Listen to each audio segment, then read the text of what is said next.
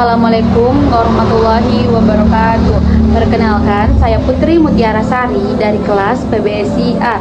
Di sini saya akan membahas mengenai masalah pendidikan di Indonesia, antara kualitas dan aksesibilitas.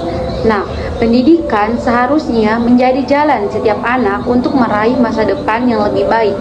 Namun kenyataannya, tidak semua anak di Indonesia memiliki kesempatan yang sama untuk mendapatkan pendidikan yang berkualitas. Video ini akan membahas salah satu masalah pendidikan yang masih menjadi tantangan besar, yaitu ketimpangan akses pendidikan.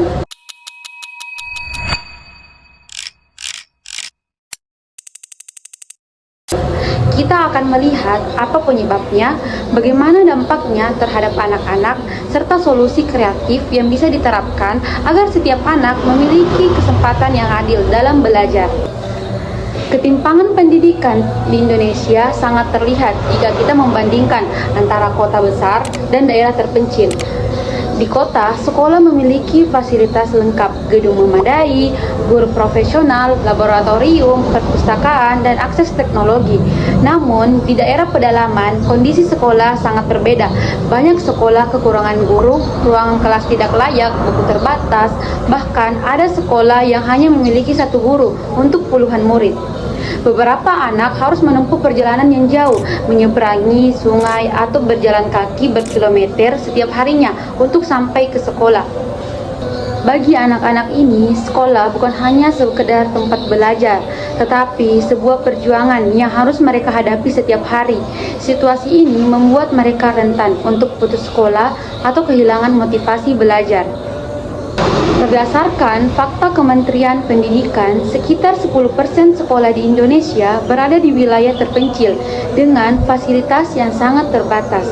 Survei Program Penilaian Pelajar Internasional PISA pada tahun 2022 menunjukkan skor literasi membaca anak Indonesia berada di peringkat ke-71 dari 79 negara. Hal ini menunjukkan bahwa kualitas pendidikan belum merata dan anak-anak di daerah terpencil sering tertinggal dibandingkan teman-temannya di kota. Ketimpangan ini bukan hanya soal fasilitas, tetapi juga soal akses, kesempatan, dan kualitas belajar yang mereka terima. Adapun penyebab dari masalah pendidikan ini yaitu yang pertama, faktor geografis. Geografis menjadi salah satu penyebab utama. Indonesia adalah negara kepulauan dengan ribuan pulau, sehingga jarak antar sekolah bisa sangat jauh. Banyak anak di pedalaman harus menempuh perjalanan ekstrim yang memakan waktu berjam-jam. Kondisi ini tentu mempengaruhi frekuensi dan konsistensi mereka dalam belajar. Yang kedua, faktor ekonomi.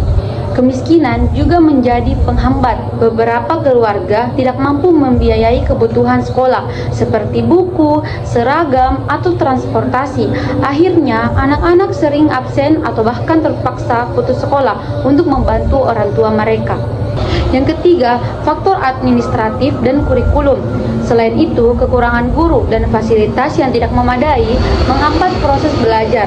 Banyak guru harus mengajar di beberapa sekolah sekaligus, sehingga perhatian terhadap murid menjadi terbatas.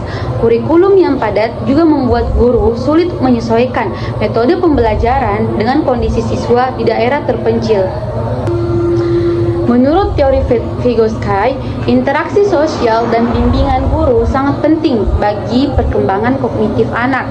Jika guru terbatas atau jarang hadir, anak kehilangan kesempatan belajar melalui interaksi sosial yang efektif.